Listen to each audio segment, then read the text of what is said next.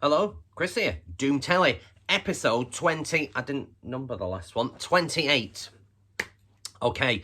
Yeah, 2 videos in a week for you guys. You really are spoiled. But I better get some more subscribers out of this, because if these numbers continue to plateau like they have been doing, I'm going to have to try some just maybe outlandish new techniques to snare subscribers. Possibly an OnlyFans channel, where, I don't know, I could like show records while wearing hot pants or something along those lines. But don't make me go to those extremes, people. Tell your friends, tell everyone. Kris is so shallow and weak and pathetic that he's willing to do a hot pants based OnlyFans channel over just being a sensible, normal person. But anyway, subscribe. So let's crack on. Now, the last video that was supposed to be a very quick 10-minute turned into nearly 20 fucking minutes, as you will have seen. For the sake of fuck, I'm going to rein this in. This is the new me, new year, new me. And I'm going to attempt to be quicker with these videos, because there's too much fucking waffle in them. I know, maybe that's my thing or whatever it is, but too much waffle. He says here, having already gone on for nearly a minute and a half without even telling you what today's fucking video is about. So, stop. Let's cut to the chase. Doom Telly, episode 28, is a ranking video. And it is a ranking video of one of the greatest bands ever, in my eyes, YOB.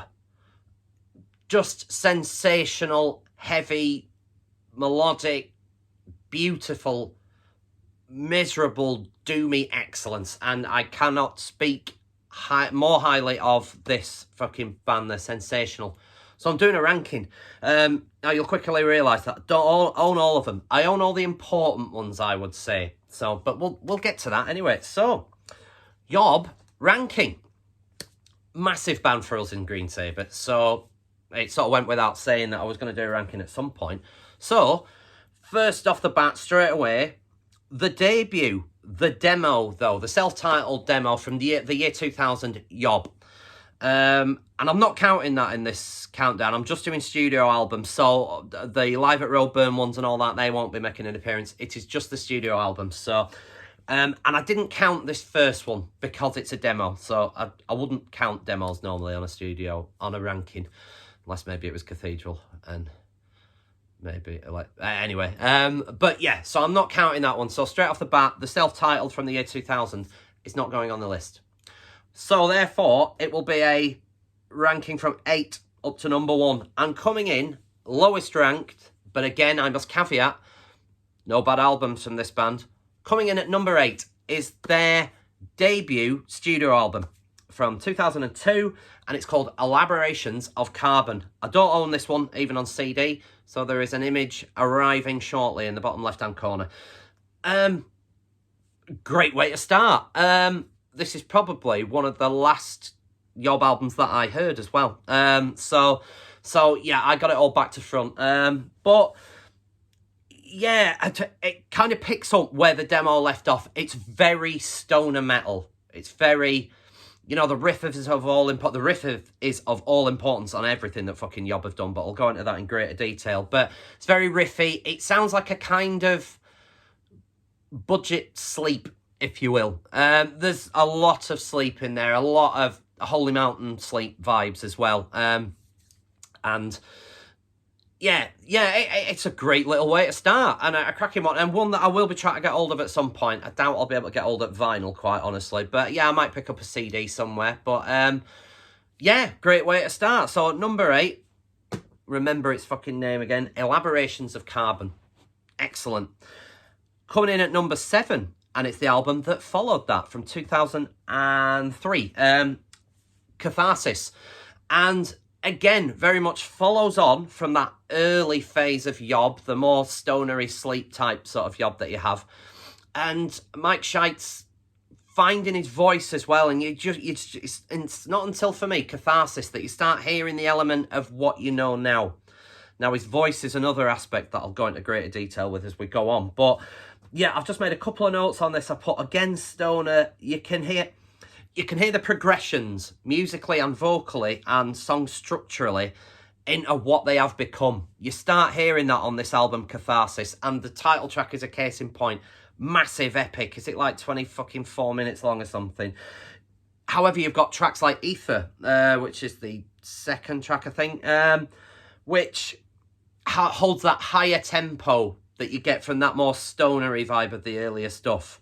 However, the opening track and the title track, Catharsis, on this give you a sign of things to come. So, yeah, that's why it's my number 7. Great, but they've done better. Coming in at number 6, and these are the first ones that I sort of own them from. And these, for me, number 6 onwards, are the YOB that we know. The YOB that we know today. The YOB that they've become. There's still elements of that older thing, but they've captured that crushing atmospheric element that the earlier stuff was lacking. Now, without wishing to make it look like I'm just going in year order, but in all honesty, right, almost all of them you will see sort of come out in year order until we get right to the back end of this. But yeah, so the next one that is coming in at number 6 is 2004's The Illusion of Motion. And this is one of the recent represses. I'll show you the, it says it's like the red, what does it say? Fucking something. Anyway, gives you a look, you see. This is the splendid vinyl version that I've got of that. That's an etch. You won't be able to see the etch, but there's an etch on the side D. And yeah, this is where YOB start becoming breathtaking for me. There's some absolutely stunning songs on here, and this was a difficult one between this and the one that followed it, The Unreal Never Lived. They were so close to being 6th or 5th. There really wasn't much in it. This opens with a bludgeoning tune. Ball of Molten Lead. It is just, if I've not heard that live yet, I'd love to hear it live. It sounds, I think there's one at Roadburn once has got it on there, and it's just fucking massive riffage. Great way to open the album. Just heavy as fuck. Now, the other notes I've made, the title track as well, which is the last song, The Illusion of Motion. Again, 26 minutes 10.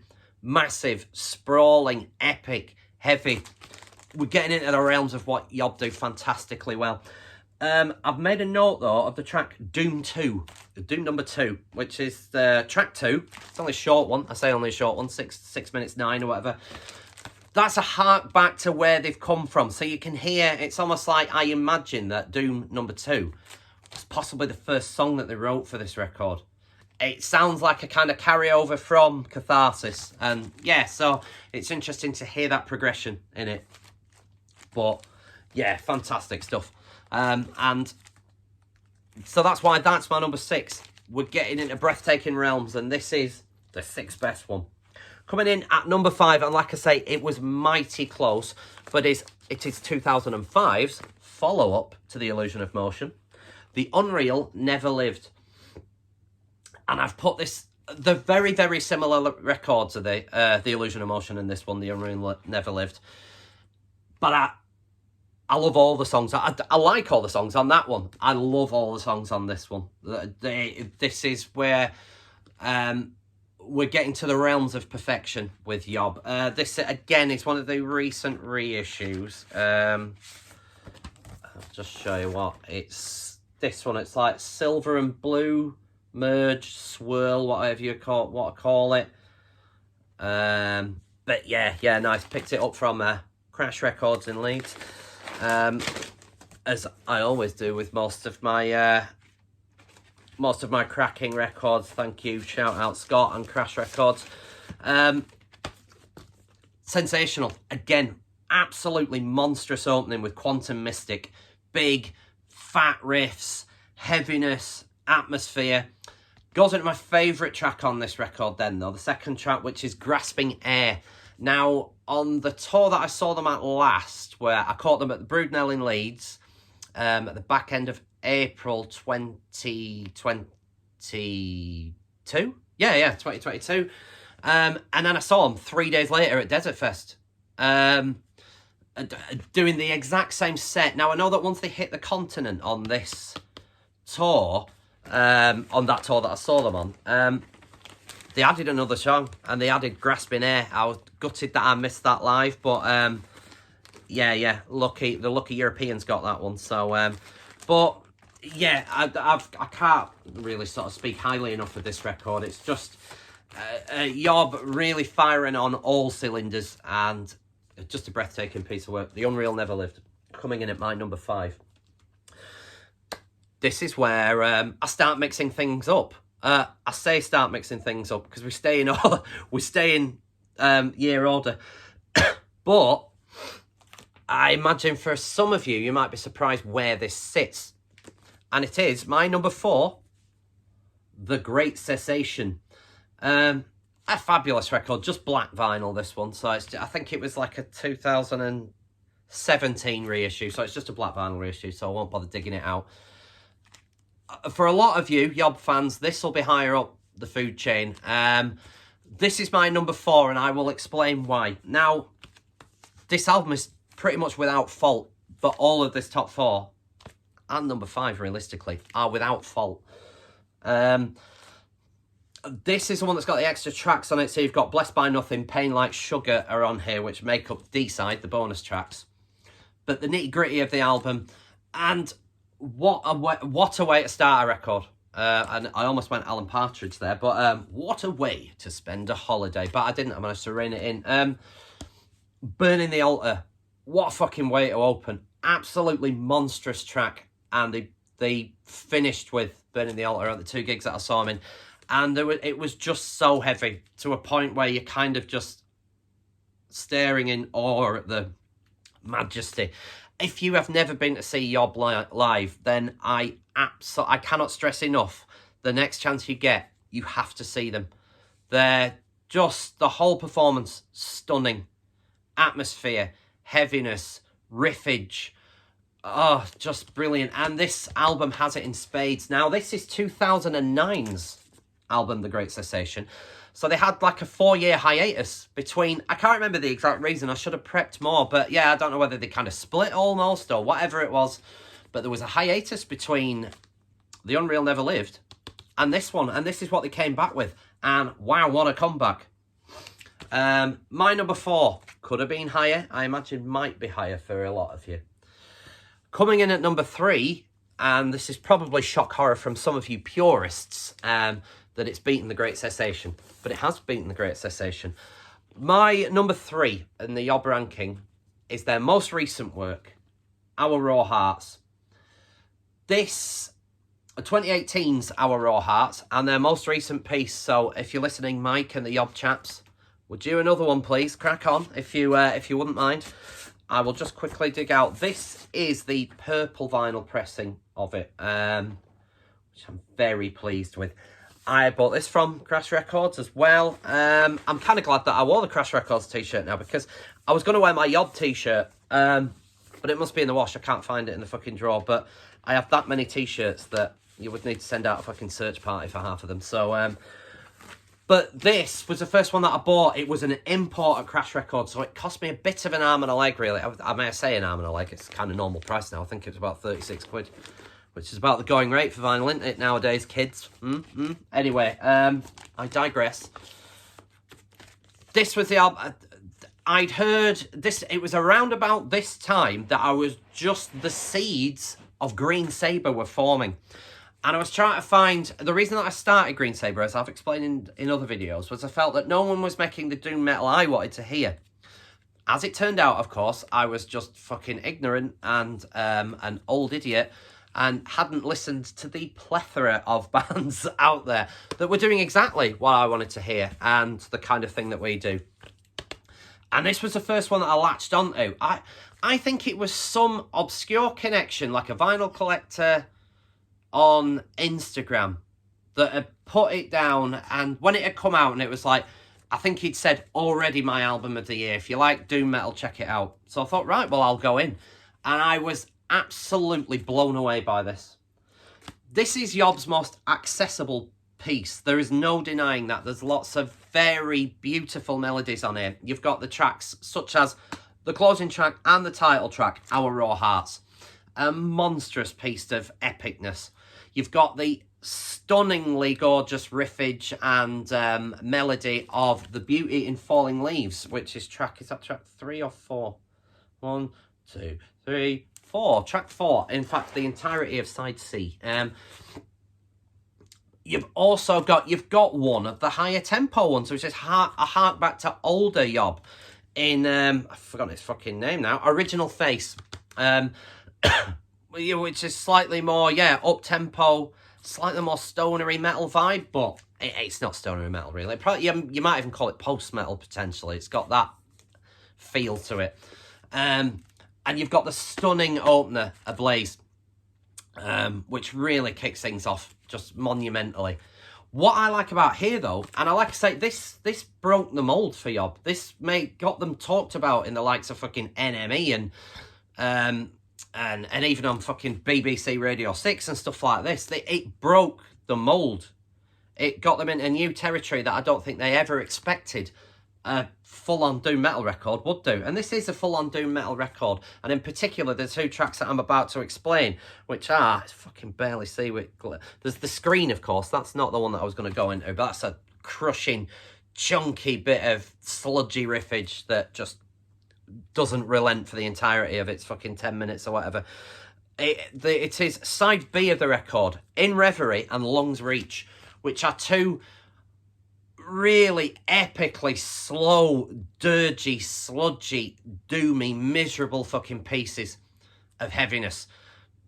And for the ground that this album covered and the mould that it broke as such, like, to have 2 straight up doom metal dirge classics like them 2 on here, I think is testament to just how good a songwriter Mike Shea is and YOB are. And so that's why Our Raw Hearts is my number 3. It's the album that turned me on to the band, and like all of them, I can't speak highly enough of it. It's a masterpiece. It really is. But they've done 2 bigger masterpieces, Master Pie, if that's the plural, for me. And coming in at number 2, and this was tight, and this was an album that kind of was missed when I originally got into them. I don't know how. But my number 2 is their 2011 album, the comeback sophomore album, if you will, Atma. Now this is the 2021... Oh, I wonder where that had gone. I've got my little Desert Fest tag. Now, the reason I've kept it with Atma was that they played almost all of this on that particular tour. It was when this so this must be 2022 then, isn't it? Yeah, it was when this reissue came out, so they were bludgeoning that, and I'm so glad that they did. They opened with Prepare the Ground, went into Atma, and again, YOB are so good at monstrous opening tunes. Just epic doom masterpieces. And this is a case in point. Is this some fancy vinyl? I can't remember. Oh, yeah, it is. It's gold, and I feel like the other one might be red. So you've got gold. That's gold, kids. So it won't go back in. That's why I kind of laboured that point and made it look like nobody understood what the colour gold was. And yeah, the other is this rather nice kind of fetching magenta, is it? Whatever you want to fucking call it. Cherry red or whatever. Yeah. And this album was a slow burner in a sense. Now, when I got into YOB, it was Our Raw Hearts. The next thing I discovered was The Great Cessation, because that's the one that everyone's like, oh, you've got to hear that. You've got to hear that. It's fucking magnificent. They weren't wrong. It is. And then others, and then others. And Atma was kind of one of them that's sort of like, oh, they've got another album between The Great Cessation and one that will be coming soon. And yeah, so it was like, oh, check that out. And it was kind of like, oh, yeah, nice, really good riffage, blah, blah, and so on. But what I love about this album and the one coming is the spectacular, the thread, the way all the songs are great on most YOB albums, and they all flow nicely into each other. But there's a thread here that's underlying that just everything works, and the way that you see, you've got Prepare the Ground, Atma, Before We Dreamed of Two, Upon the Sight of the Other Shore, and the monstrous masterpiece that ends this album, Adrift in the Ocean. Played that live as well. Fucking fantastic hearing that. But yeah, just very nearly my number one, but not quite, lads. And the one that did make my number one is, for me, their masterpiece and their most accomplished, composed and memorable number, if you like. There must be a better word than fucking memorable, but it is this one. It's 2014's Clearing the Path to Ascend. One of my favourite bits of YOB artwork there as well on the front cover. This album is just stunning from start to finish. There's no dead air on this album. It is all magnificent. Possibly my favourite YOB song of all time opens this record, In Our Blood. And it's just a microcosm, a very long fucking microcosm, I should add. It probably don't give me the times on it, but I'm sure it's about 16, 17 minutes. Of everything that YOB do brilliantly. You've got the massive riffage, you've got the atmosphere, the atmospheric opening. You've got that drop into nothing of pure atmosphere in the middle with just like Mike Shate's incredible clean guitar tone cutting through the atmosphere before one of the most thunderously heavy riffs of all time comes in to go into the end sequence of the song. It is just fucking magnificent. You then go into Nothing to Win, which is another, a bit like The Screen off of the Our All Hearts album, which is a kind of unrelenting riff monster that just keeps on going. And it's again, that's another big one. I'm sure that's about 10 or 11 minutes. And you're kind of beaten and battered by the end of it before it then goes into Unmask the Spectre, which is another... There's a kind of anger on this album, which I really like. It's an unrelenting record. The other ones, even like Atma and Our Raw Hearts, it kind of drops in and out. This is unrelenting until you get to another one of YOB's finest hours. My top two YOB tracks are on this album, which is what makes it my number one. And Marrow to finish is just a monumental piece of songwriting and structure. This version in its own right is a masterpiece. There is a sensational acoustic version with just Mike Shea stood in the middle of a wood somewhere, playing an acoustic stripped down version of this that is on YouTube somewhere. If I find the link, I might sort of put it in below. But worth checking out in itself. Beautifully done. And yeah, so my number one YOB album. If you want to start with YOB, I'd say try all of them, of course, because there is enough variety out there to really get your teeth into. But if you want to start with just sort of bludgeoningly heavy doom, that's where you begin. I seem to remember, I don't know whether we captured it or not, but when we recorded the Green Sabre demo, the guy that engineered it was just kind of like, what kind of sound you're looking for? And I just forwarded him a link to this album. It says, try and make it sound a bit like that. And I think he did for the most part, so hats off, Mick. And there we are. 23 minutes, not bad. I've still gone on longer than I wanted to. But that was my ranking of the YOB albums. Yeah, there we go. And yeah, I would like to say, if you think you can do better, then show me a video, peeps. Yeah, that'll do. So 2 videos in 1 week. You are very, very spoilt, kids. So yeah, without further ado, let's wrap it up. Nothing further to report band-wise. Had another rehearsal. Yeah, going really well. So we're planning for the next gig, which is 3rd of June, Lizard Fest, Dartlands Brewery, Halifax, Saturday 3rd of June. Be there. I think we're on at about 3 o'clock in the afternoon, though, so get there early. But anyway, nothing further to report. Thank you for watching. Like and subscribe for the love of Christ. And I will see you next time. Until then, later, guys.